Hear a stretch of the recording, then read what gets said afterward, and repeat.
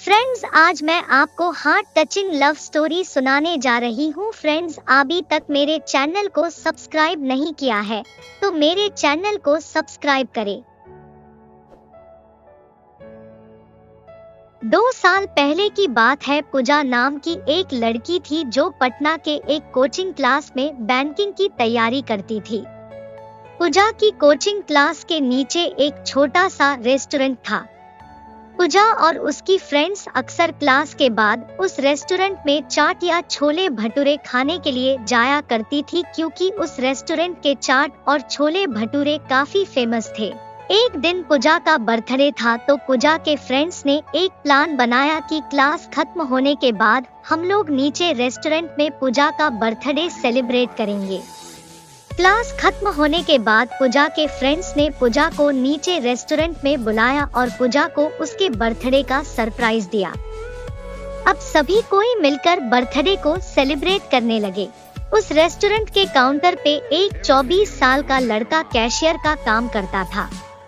जब पूजा और उसके फ्रेंड्स बर्थडे सेलिब्रेट करने के बाद रेस्टोरेंट से बाहर जाने लगे, तब उस लड़के ने पूजा को आवाज लगाई, मैम, ये हमारी तरफ से आपके बर्थडे का छोटा सा गिफ्ट। पूजा ने कहा, थैंक यू। रात को जब पूजा ने उस लड़के के द्वारा दिए गए गिफ्ट को खोला तो देखा कि अंदर एक छोटी सी प्रिंसेस थी जो कि एक पेड़ के नीचे बैठी थी और उस गिफ्ट के अंदर एक लेटर भी था। पूजा ने उस लेटर पढ़ा। उसमें लिखा था, पूजा, आप बहुत ही मासूम और प्यारी हो।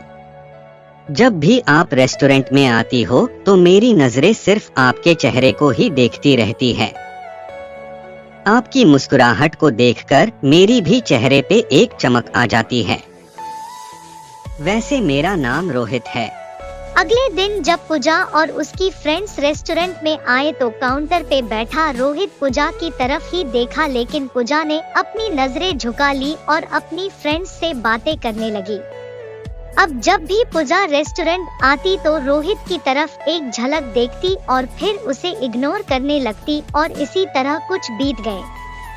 रोहित पूजा से बात करना चाहता था, लेकिन पूजा की तरफ से कोई जवाब नहीं मिलने के कारण रोहित भी बात करने की हिम्मत नहीं जुटा पा रहा था। एक दिन जब क्लास के बाद पूजा रेस्टोरेंट आती है तो देखती है कि काउंटर पे रोहित की जगह कोई दूसरा लड़का बैठा है। पूजा सोचती है कि शायद रोहित की तबीयत खराब होगी, इसलिए वह आज काम पे नहीं आया। लेकिन देखते ही देखते 1 सप्ताह बीत जाता है। अब पूजा थोड़ी परेशान होने लगती है और काउंटर पे जाके पूछती है कि जो रोहित नाम का लड़का यहाँ पे काम करता था वो अभी कहाँ है? उसने काम छोड़ दिया क्या? काउंटर पे बैठा लड़का पूजा को कहता है कि नहीं, रोहित भैया ने काम नहीं छोड़ा, मालिक ने उन्हें मार्केट वाले रेस्टोरेंट पे भेज दिया है।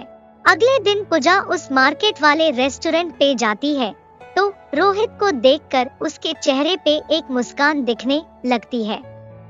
रोहित पूजा को देखकर तुरंत काउंटर से बाहर आता है और कहता है, मैम, आप यहाँ पे और आपके फ्रेंड्स नहीं आए? पूजा ने कहा, नहीं, बात ऐसी है कि मैं कुछ काम से मार्केट की थी और मुझे थोड़ी भूख भी लगी थी तो मैं यहाँ आ गई। रोहित ने कहा, अच्छा किया मैम, आप बैठो, मैं आपके लिए कुछ लेकर आता हूँ। पूजा ने कहा, आपका नाम रोहित है ना? रोहित ने कहा, हाँ, मैं रोहित हूँ। पूजा ने कहा, मुझे आपसे कुछ बातें करनी है, क्या आप कल मुझसे क्लास के बाद मिल सकते हो? रोहित ने कहा, ठीक है मैम साहब, कल मैं क्लास के बाद आपसे मिलूंगा। क्लास खत्म होने के बाद दोनों मिलते हैं। पूजा रोहित से कहती है कि देखो, आप मुझे अच्छे लगते हो, लेकिन मैं इस प्यार में नहीं पड़ना चाहती, मुझे अपने पढ़ाई और कैरियर को देखना है। रोहित ने कहा, देखो मैम, मैं ऐसा कुछ नहीं करूँगा जिससे कि आपकी पढ़ाई को नुकसान हो, लेकिन मैं क्या करूँ, आपको देखते ही देखते मुझे कब आपसे प्यार हो गया मुझे पता भी नहीं चला। अब दिल चाहता है कि अपनी पूरी जिंदगी आपके साथ रहूं। पूजा रोहित की बात सुनकर वहाँ से चली जाती है।